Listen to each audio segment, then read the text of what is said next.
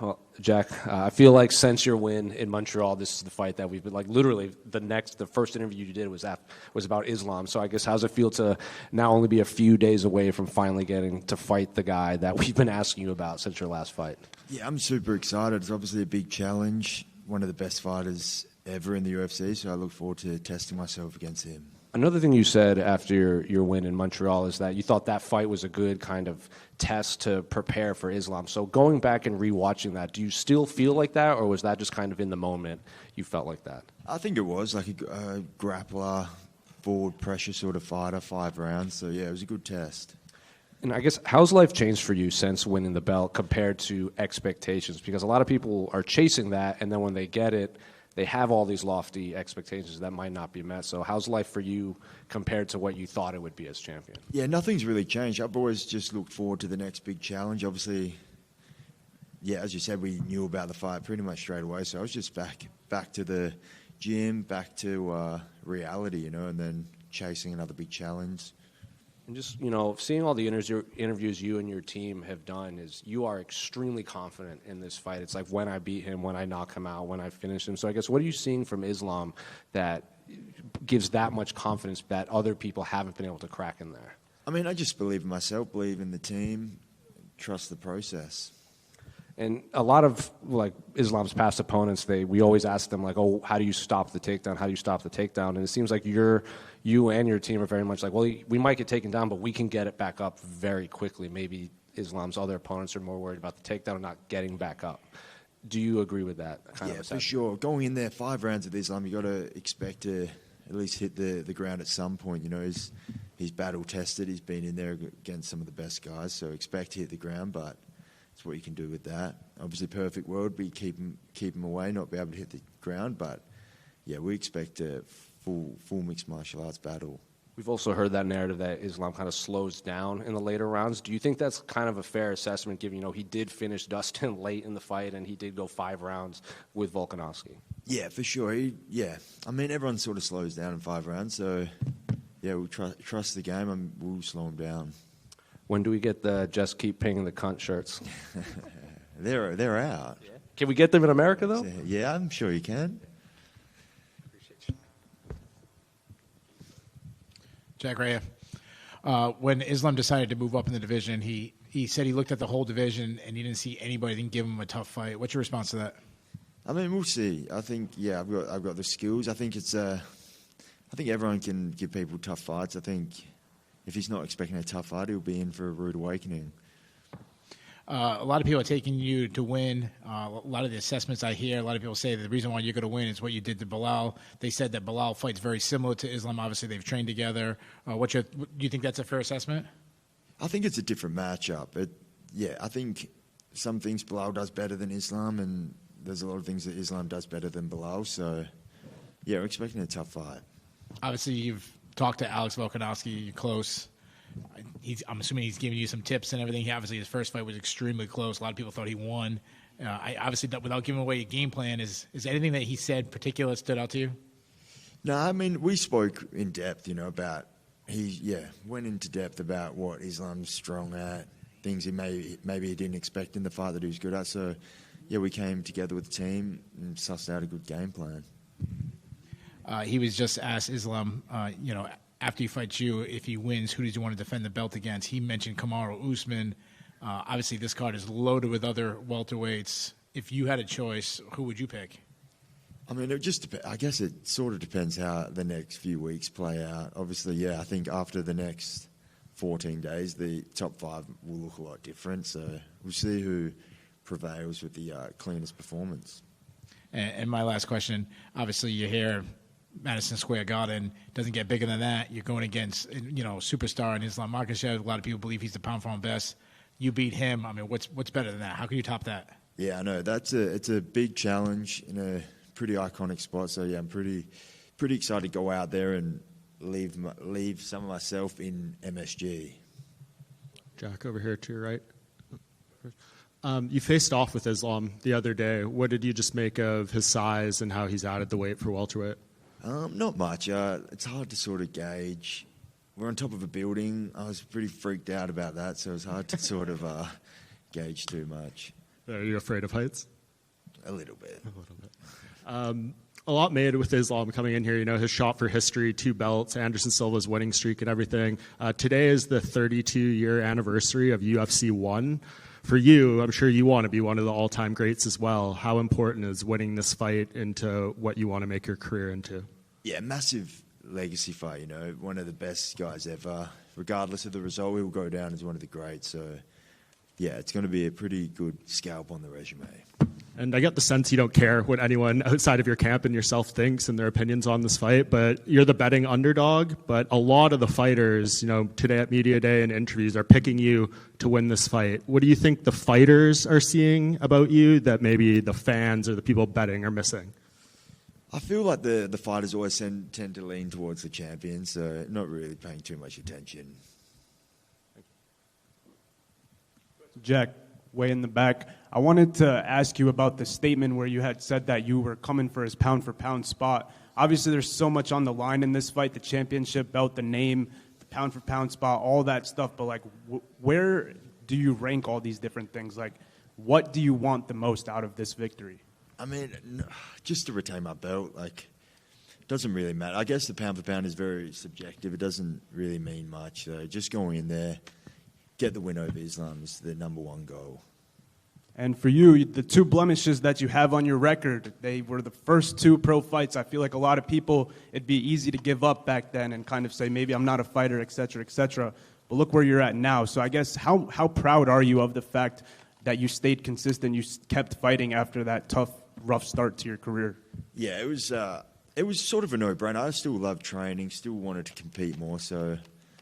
Yeah, I guess there was a lot riding on that third fight. Maybe if that had have gone different, it would be a different story. But, yeah, just sort of still loved the sport, trusted the team, so just stuck at it.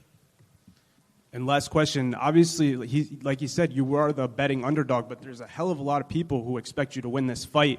So I want to ask you, what's the roller coaster like of being a guy who was counted out, being doubted against Bilal, winning that fight, and now being a guy, obviously there are, you know, the underdog thing, but there's so many people that believe in you now. So what's that roller coaster like of that change?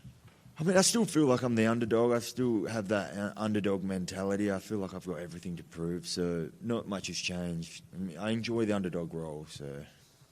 Thank you, man. One last question. Yeah, Jack, over here on your left. Circling back to Volkanovski, how important would it be for you to get to avenge his couple of losses to Islam? Can you talk a little bit more about your relationship with him? Yeah, Volk's the man. He's obviously an inspiring character for an Australian. He's one of Australia's greatest athletes, I believe, so... Yeah, just be able to know him, call him a friend, and be able to watch him train is inspiring for me, and definitely shows the level like where you need to put yourself to get to the heights that he's got to. And then lastly, so much of these questions and so much of this week has been about Islam.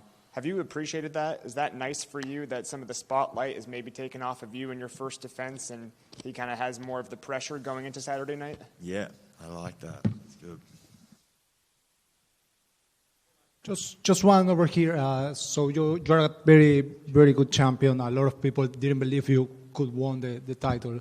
You want to win this fight, whatever happens. I wanted to ask you about the other welter guys, because this week and the other one is like, seems that the best guy will be the next.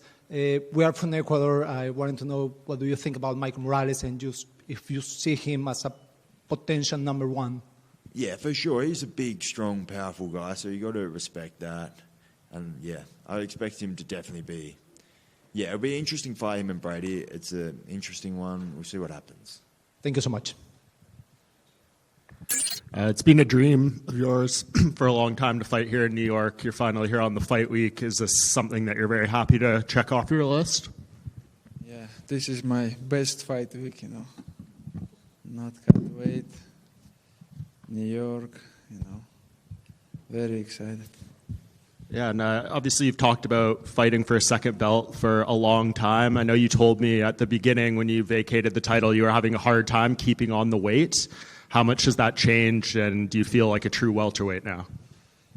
Yeah, when I face with the Jack, I see we same size, you know, and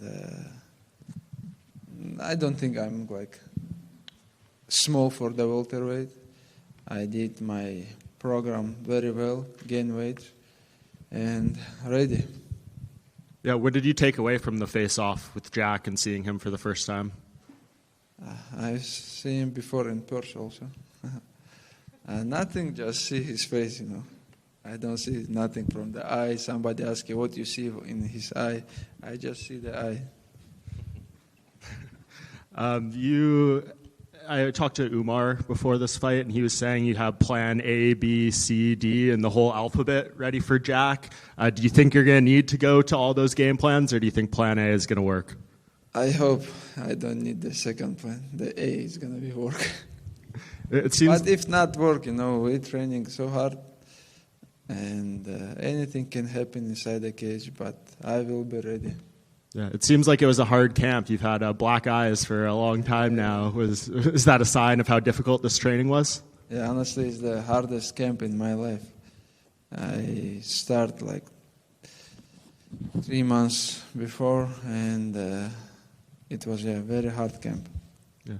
A lot of fighters who are breaking this fight down say that if you can't get the takedowns on Jack consistently, you're not going to be able to win a striking fight.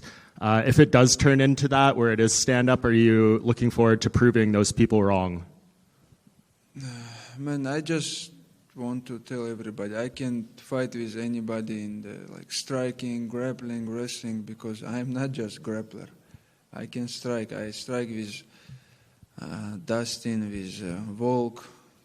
You know, he can defend my wrestling, but I will strike and I will try to take him down again. You know. This is not striking match or grappling match. This is MMA fight. And I know a lot of talk about you being the 11th fighter to win titles in 2 weight classes. You can tie Anderson Silva's winning streak. UFC 1 was 32 years ago today. Do you feel like if you win this fight, people are going to be talking about you as one of the greatest fighters we've ever seen? I don't think about this right now. I don't think about Anderson Silva record. I just think about Jack Maddalena belt, and that's it. I just want to take this belt. Islam, right here.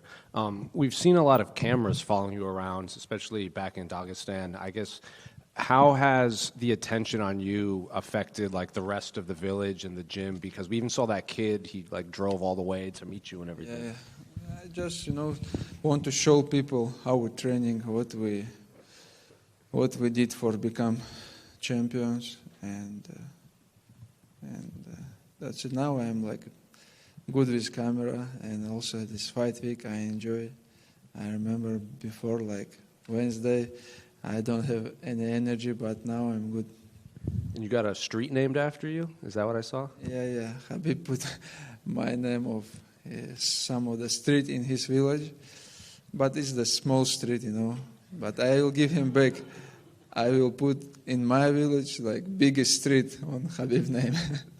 Does Habib have a street named after him too? Yeah, they have. They put Habib very smart guy. He put all fighters like Zubair, they have Shami, everybody. And now we have to fix it, And the people from the village say, hey, Islam, if you not fix it, our street, we're going to change this name. Islam, over here on your left, over here. What would it mean for you to become the first Dagestani double champion in the UFC? First Dagestan. Yeah, this is big things. And I'm going to be number 10 if I get the belt. Number 10 who have two division champions. It's a big things for me. It's a dream and big fight. Islam? Over here? Yeah. You have mentioned before that after cutting weight, you recovered to 60 to 70% on the lightweight. Now that you move up to the division, the cut won't be as extreme as it was on the lightweights. How do you think that you are going to feel without going through this extreme weight cut?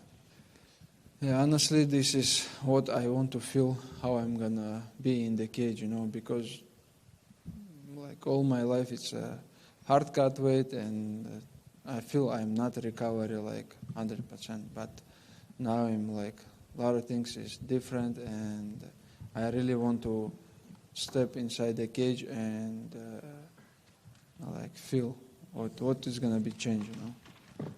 If your hand is raised at the end of the fight, you will become the first lightweight champion in the UFC history to also capture the welterweight, something that neither Dos Anjos or Conor McGregor could achieve. What would it mean?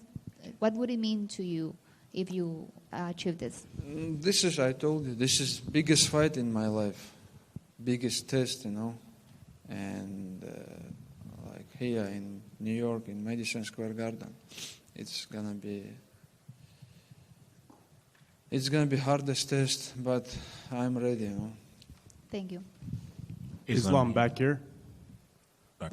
There was a headline where Jack had said that he was a better mixed martial artist and that he was coming to take your pound-for-pound spot. What's your reactions to some words like that? What do you say? There was an interview or something like that where Jack said he said, I'm a better mixed martial artist and I'm coming to take his pound-for-pound spot. I think nobody believes this. He's a good boxer. He's a good fighter, but I know I have better skills than him. And it seems like your experience here in New York has been pretty cool. You went to the Knicks game. You were organizing some street racing in the streets of New York City. What have you made of this experience here in, you know, obviously the city, and then competing at Madison Square Garden? You've done it. You've done it all. You've been around the sport, but now you get to compete. You know, Madison Square Garden. It's a pretty cool experience, I would assume. Yeah, I like New York. I was here like many times before, and I spent the last 3 weeks in New Jersey, and I like the city. Now it's too much busy, too much traffic, but I like it, you know. And I like this is the best arena to be UFC double champion. You know? Islam right here in the front. Next year, UFC gonna open new arena in White House, but right now it's the best arena. Islam here to your right, down here. How do you feel that you're carrying the extra weight? Because carrying extra weight obviously saps your cardio. So how do you feel that you're carrying the extra weight? I feel much better. You know, like it's hard to gain weight. We did like 1 month exactly for that, lifting, eat, training, but it's hard, you know. But honestly, I feel better. I feel like in the sparring, when I spar with the guys, last 2 weeks, I feel much better, you know, because last time before like 3 weeks, I thinking about the cutting weight and I just start to follow, you know, the cutting weight program, but now I don't feel much. I cut weights and like my energy go down, something like that. All right. And throughout the build up to this, you said that for your legacy, you have to win a second title. Why is that? Just because so many others have won belts in 2 divisions, or is it just a personal goal that you've had and something that you feel you need to? Because I told like many times about the second belt, you know. I did my job in lightweight, like defend more than everybody and like fight in the big events, but now it's the good time to move, you know, and I know I deserve to fight for the second belt. And last one for me. In terms of skill set, where would you rank Jack Della Maddalena in the opponents that you faced? Oh, like top 3. He's one of the best who I fight ever, you know. Because he's a champion. Like UFC champion, it's mean you are like high-level fighter. Thank you. Islam, when you said that this is going to be the toughest test of your career, is that because of how good Jack is, or because he's just the bigger guy at welterweight? No, not because of he bigger guy, because he's good, you know. He's good. I saw his fight with Bilal, with many guys. He's good everywhere, but I believe, you know, he's good in, yes, he's striking like pretty good, but I saw his wrestling, he can defend, his grappling, he like feel, if somebody take him down, it's not like something's, he's surprised, you know, he feel good also there, but I know my skill is better. You said it was hard to keep the weight on at welterweight. Does this mean 185 is gone and there's no 3-weight title? Man, 185, I have to live with DC a couple of months to be 185. Obviously, in Jack's corner is Craig Jones. You know, he's has this sort of weird little rivalry with the Dagestani fighters. Do you rate him as a coach, as a grappling coach, and do you think he adds anything to Jack or not really? Yeah, he's coach. He helped Volk a lot. And lastly, with Aiden Ross, you gave your top 5 UFC fighters at the moment, the pound for pound. You didn't have Alex Pereira in there. Is he not in your top 5? He close, but we don't have space for him in 5. Islam Makhachev, since you gave up your title at lightweight, Ilia Topuria won the title. Give me your thoughts on Ilia as a champion. Yeah, Ilia is a champion now, lightweight. But we'll see. He keep talking about the fight against me, and after that fight, let's see. We will do some things because everybody wants this fight. We will speak about this after. Jack, when this fight was announced, he said he wants to get it back for Alex. What's your response to that? Yeah, Alex also tried to get back from the first fight, and second fight's not good for him. That's why it's not a good idea. My last question. You just mentioned that after this, you'd like to face Kamaru Usman. Obviously, there's a bunch of welterweights on this card. Do you have a second choice behind Usman? Who is close? Shavkat? Shavkat is injured, I heard. Sean Bradley, no, other guy. Like today, yeah. Saturday, I think we will know one of the contender. And why I say Usman, because he's the biggest name in the welterweight, like who most defend the belt, you know. He's a big name, and he's in good position right now. He beat Barkley, who is one of the contender also. Good luck to you. Привет, Ислам. Сегодня впервые за долгое время ты даешь пресс-конференцию без чемпионского пояса на столе. Непривычно? Да, очень непривычно. Надо исправлять? Надо исправлять, да. В субботу повторим. Дальше вопрос по поводу вашей подготовки. Кто из вашей команды поймал самую большую рыбу? Честно сказать, это в Нью-Джерси. Я ходил там на заливе, смотрел рыбаков там возле океана. Я не видел даже, чтобы кто-то вот такую маленькую рыбу поймал. Ты на днях сказал, что глобальная твоя цель – это побить рекорд Камару Усмана. По количеству защит у него их было 5, тебе сейчас 34 года. То есть значит ли это, что ты ставишь себе планку выступать лет до 37? 37? Так получается. Не знаю, но я чувствую себя хорошо, что еще могу нормально выступать на хорошем уровне. За всю свою карьеру я не получал большого урона. Так что у нас впереди еще пару интересных лет. Ты уже говорил англоязычным коллегам про Крейга Джонса, но если бы, представим ситуацию, ты готовился против боя к самому себе, кого бы ты привлек для идеальной подготовки, чтобы сделать идеальную борьбу? Я бы Хабиба отправил, чтобы он загнал их. И последний вопрос. Ты, опять же, недавно говорил про людей, которых ты с собой бы взял на уличную разборку, но ты назвал более-менее современных бойцов. Если выбирать из тех, кто выступал в 90-е и нулевые, 3 человека, которые ты бы взял с собой разбираться на улице. Шогун Руа. Он тогда выступал уже. Потом кого еще? Сколько человек? 3.